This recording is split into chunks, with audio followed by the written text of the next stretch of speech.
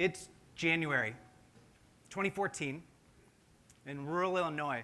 Mike's shutting down his shop. Or maybe we're all right. He's shutting down his shop, Mike say. And he gets in his car, because that's what you do at 5 o'clock, and he's driving home. He's driving home and collecting his thoughts for the day. What do I need to talk to my wife about? What are my priorities for the rest of the day? What do I have to care about? He pulls into his driveway, shuts down his car, walks into his house, drops his keys down, and goes to look for his wife. You see, his wife is almost always in the living room at the end of the day. That's where they meet up. That's their daily ritual. But today, things are a little bit different for Mike. His wife's not in the room. So he's not worried. This happens all the time. He starts to look around the house for her. And he hears her first. He doesn't see her. He hears her first. And she's crying, sobbing. And he walks into the kitchen. He sees her in the kitchen, sitting on the counter, curled up into a ball. She's crying, and he comes to her because Mike's a good person, and he asks her, what's wrong? She doesn't say anything to him. She just hands him something. She hands him a piece of junk mail. And he looks at that junk mail, and he can't figure out what's going on, and he reads his name, and then he reads directly below it. Daughter killed in a car crash. And at this moment, in January 2014, in rural Illinois, this company forever destroyed the trust that they could have had with this family. And it happened because of a clerical issue with data, but it's a lot more complicated than that. You see, this actually isn't the fault of Office Max. When we looked at how this actually happened, the story's pretty fascinating. It starts back about 2 years earlier. In fact, that tragedy did happen for the Say family. And about 2 years earlier, their friends in a completely different state in Ohio, went to an All Things Remembered, and they bought a picture frame, a digital picture frame. And that digital picture frame was intended to commemorate the Say's daughter. And as a business, All Things Remembered at the time was doing what we think is important as marketers. They were segmenting their customers. And the way they were doing it was asking each of their customers that were purchasing in their stores, why were you purchasing? What's the life event that this related to? And in this case, at All Things Remembered in Ohio, this one purchase, the life event, happened to be to commemorate the death of the Say's daughter who was killed in a car crash. Diligently, studiously, as a clerk should do, he entered the information into the system. And All Things Remembered, not a bad store, still around in some capacity. They cared about growing their business. And growing their business wasn't just about foot traffic, box size, basket size, and sell-through. They had to think about alternative revenue streams. And one of their alternative revenue streams, one that many of us are probably familiar with, they leased and sold that data to a data broker. Not a big deal. It happens all of the time. But that data broker had that data and made that data available to other companies. Several months later, another company, Office Depot, not Office Max, bought that data, put it into their database, created segmented campaigns, all things that we do as marketers because we care about growth in our companies.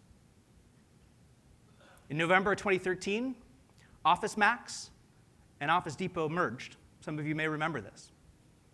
And when you merge companies, when you bring together different organizations, you look for leverage points. And where's a very natural leverage point? It's in your customer database. It makes sense. So Office Max, who didn't have a location historically in rural Illinois, looked at their customer database and said, hey, we know our playbook. We know how to grow our business. That's driving small businesses, foot traffic into our local stores. Let's do that again. So they looked at this customer database, pulled together data, sent out a mailer in the end of January, and ended up in the Say's house. They forever lost the trust that this family could have had in their business. You're all sitting here, you're growth marketers, you're founders. You may consider this to be an inevitability. This is just the world that we work in. I'm here to tell you that it's not. Trust and growth go hand in hand. And over the next 10 minutes or so, I'm going to share with you a couple of key trends in our industry across the world that we all should know as growth marketers.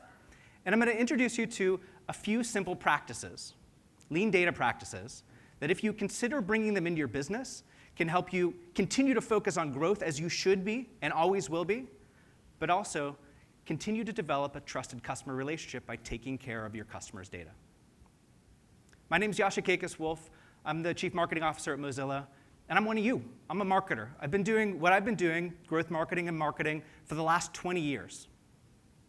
In the last 20 years, there have been two big themes that have pulled on my career. The first is a clear focus on customers, building the best experience we possibly can on behalf of our organization from marketing. And I've done that by helping bring engineering practices, agile practices, into the marketing organization. About a year and a half ago, I wrote one of the first books on agile marketing. It's been a practice that I've had, along with the teams that I've been a part of, for the last 12 years. So early in that space.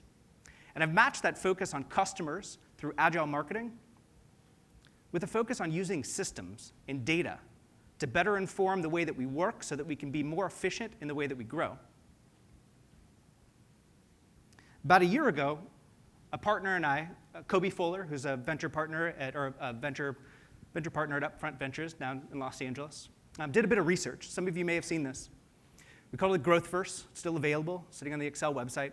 And the Growth First took a look at every single company that exists in the marketing technology space. At the time that we did this research, this was about a year and a half ago, not that long ago, we found just about 2,000 companies in this space. All of you sitting in this audience, as a marketer, you have 2,000 different buying opportunities. Bring technology into your business. That technology is going to help you do probably one of three different things.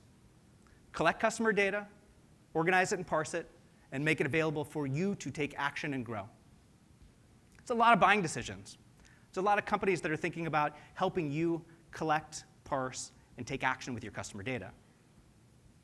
In just the last year, that number's ballooned from about 2,000 companies to close to 3,700. It's like an 80-ish% growth in just the number of companies that are thinking about collecting, parsing, and helping you take action on your customer data. That's massive growth. And that should be awesome for us as marketers, right? It should be fantastic for us as marketers. But there's a challenge. I'm going to fill you in on what I think is a dirty little secret of marketing, and that's we're kind of getting lazy. As an industry and as a practice, everyone here is thinking about growth, and growth is hard. It's mathematical. You're looking for leverage for your business, but marketers can't just focus on growth. They can't just focus on systems. And the fact that we have over 3,700 different buying opportunities for us to collect, parse, and use customer data, that's helping us stop focus on the thing that's most important for us, our customers. Doing the research, understanding who our customer population is, knowing what their needs are, knowing where they exist, knowing how we actually provide a benefit to them. We're not focusing on the fundamentals in the way that we used to. I'd submit to you that that's happening because we're looking first to find the technologies that are going to give us our leverage so that we can grow better. So what?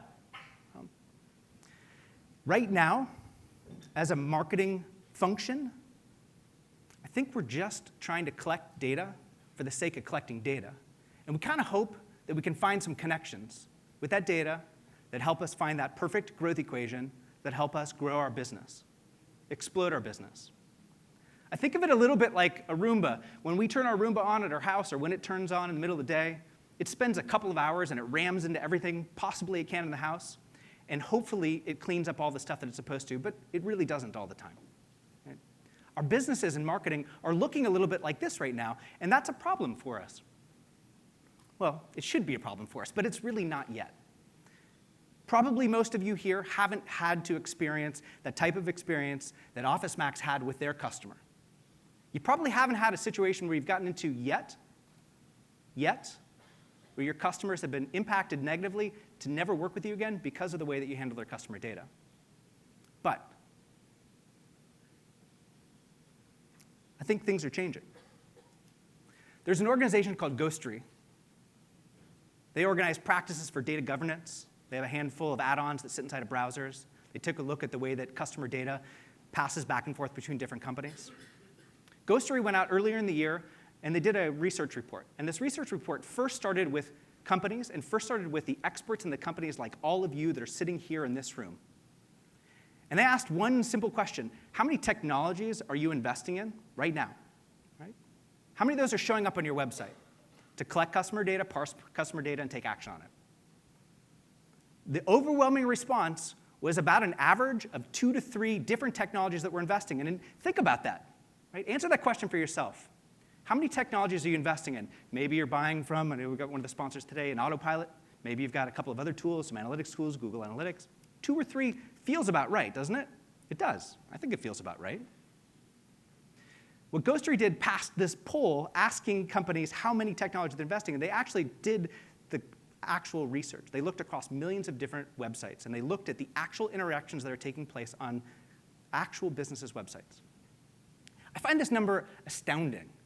We think, as an industry, that we're investing in 2 or 3 technologies to collect our customer data, parse our customer data, and take action with it. In reality, those 2 or 3 companies that we think we're investing in, those 2 or 3 technologies, they're exposing our customer data to over 75 different organizations. That's an enormous risk that exists that we don't even know to think about.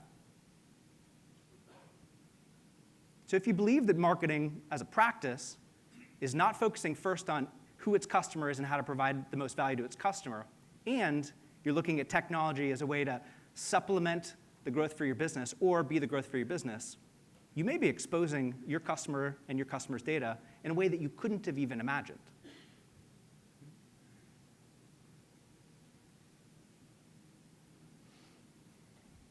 This is the big answer. So what? You're a marketer, you're a growth marketer, you care about growing your company. These are the tools of the trade. This is the way that you have to operate. It is just an inevitability. Just do it and forget about it, and we'll deal with the risks if they actually become something. Well, our world is changing right now. Behavioral and attitudinal preferences of consumers around the world are changing. Our team at Mozilla about a year ago started out to do research to understand just this. We had an intuition. We thought that the consumers that we were talking to were coming back to us and saying, we actually don't care about buying from you. We don't care about using your services for the reasons that you think that you do. It's not just about you being faster or better or whatever. We care about something different. And we said, well, that's kind of interesting. We're hearing that back. Let's see if we can quantify this. So we went out, interviewed thousands of people, 3 different big cities across the world, and we came back with some pretty interesting research that I want to share with you for the first time here today. So one, consumer behaviors around the world are changing. Consumers don't just care about the features and the utilities that you're trying to sell to them. Consumer and B2B. They're starting to care more and more about the purpose that you have as an organization.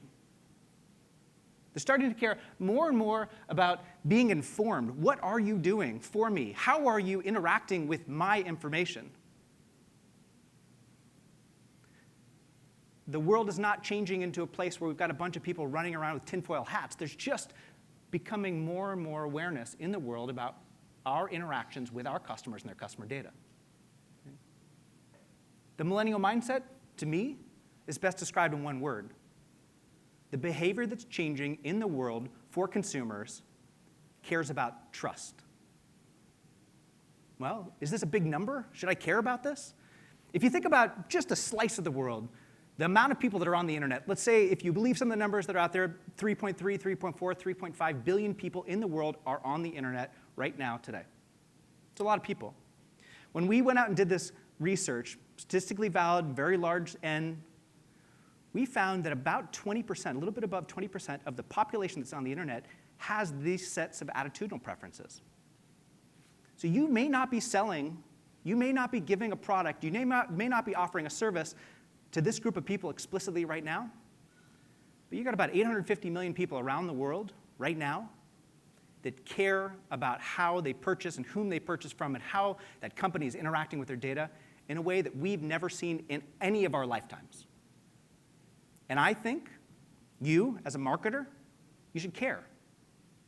You should care because this is where your customers are going.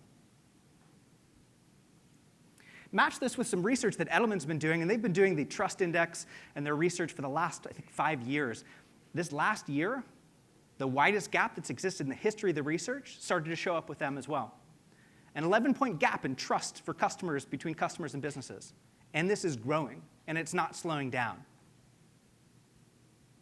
If you're a marketer, and as a marketer, you're looking first at the technologies that you buy because you think that's the quick fix for your business.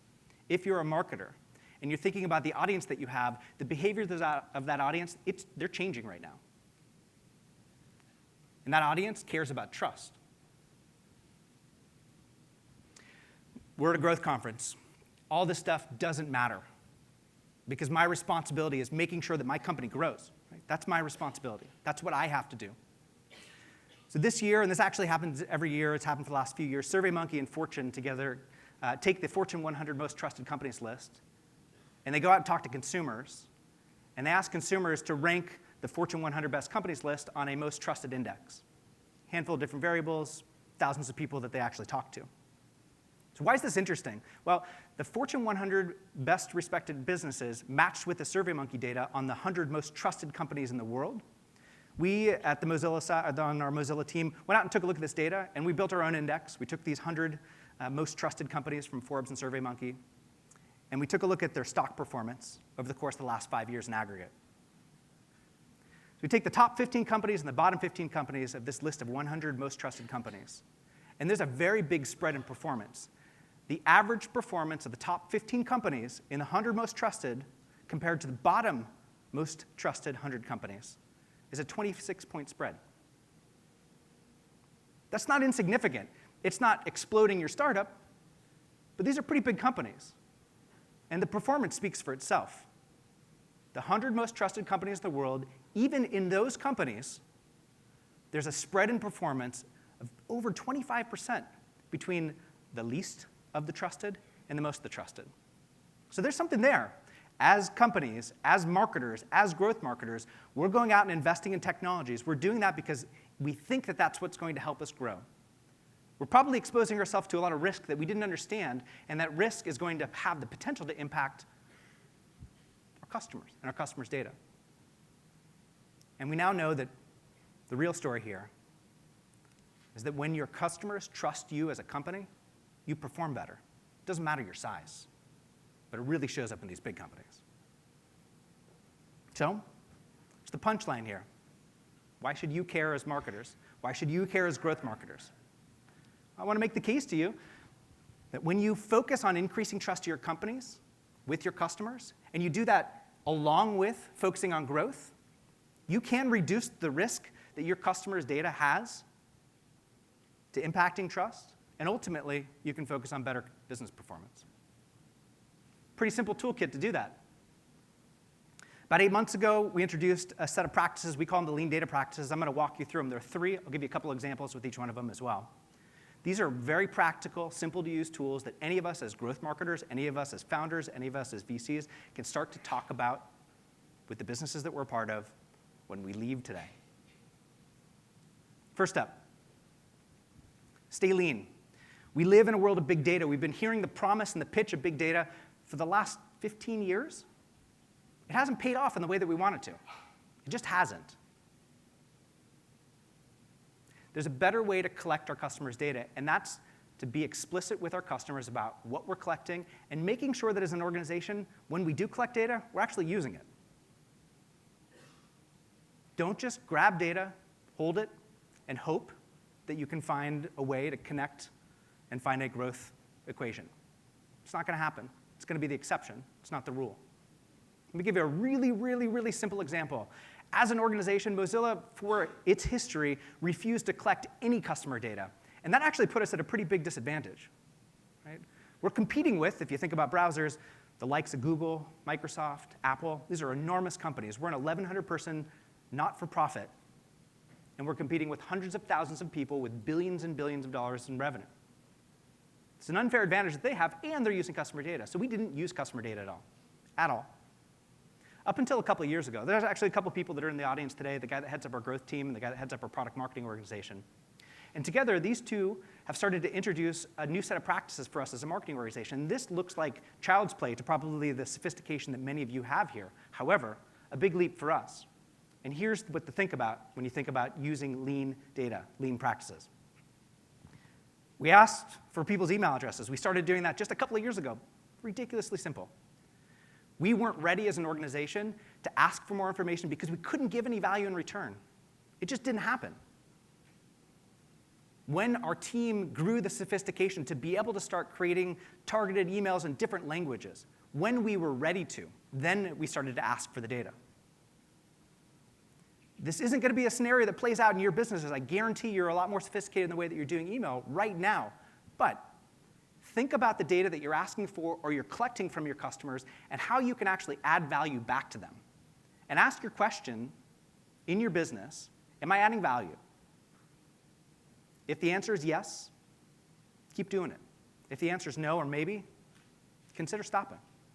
You're exposing yourself to risk that you don't need to.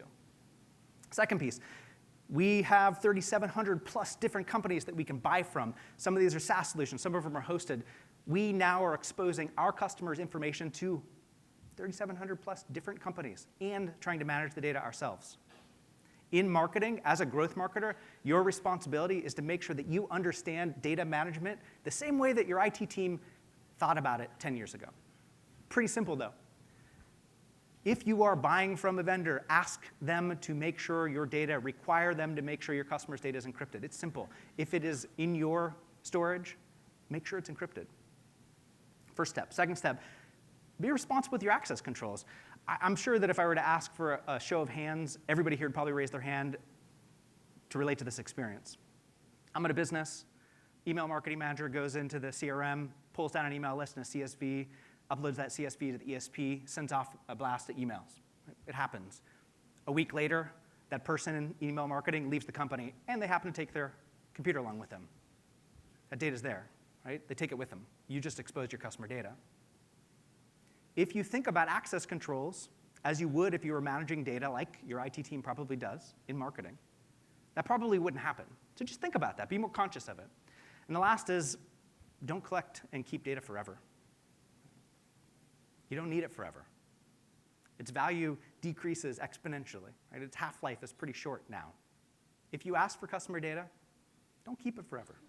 Make sure your customers know you're not going to keep it forever. Last, probably most complicated, when you are trying to develop trust with your customers, you have to make sure that you come to them. Don't expect them to come to you. I'm an iPhone user.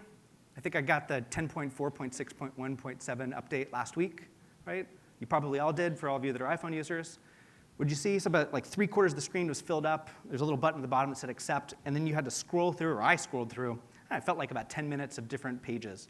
On top of the fact that it was a horrible consumer experience, like for me personally, I had no idea what the hell any of that language was.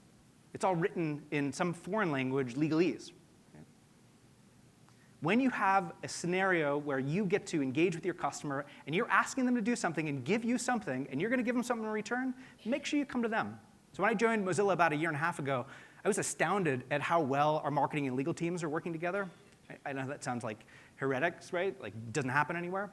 But our legal team thinks about these same kind of practices. In fact, the legal team did this on the left side of the screen here.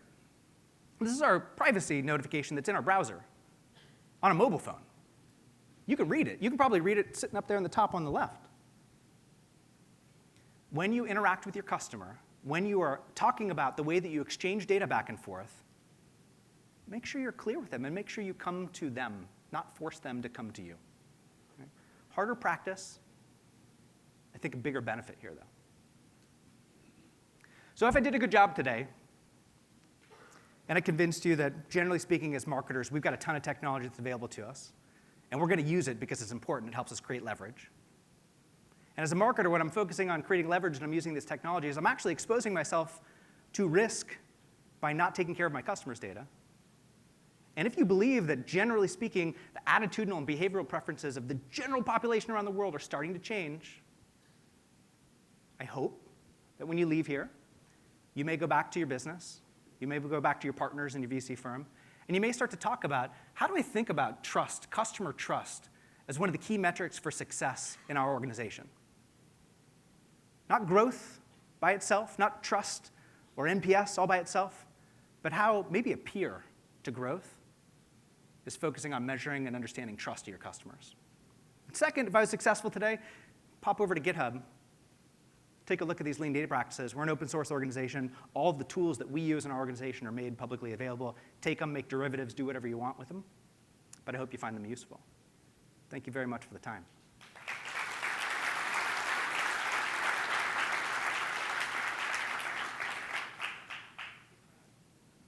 I think you just get to yell for questions if anybody has any. Or maybe we'll see some on the screen in a second.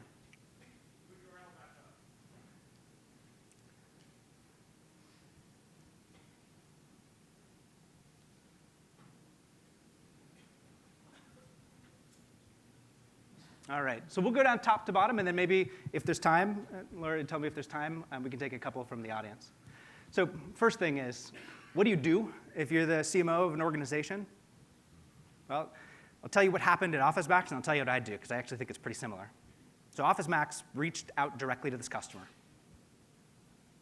And they called them, and they said, hey, we're sorry this happened. It's a horrible, horrible experience for you. We understand that. We want to make it better. I'd probably do the same, right? I'd call them up and I'd talk to them. But let me tell you the punchline to this, though.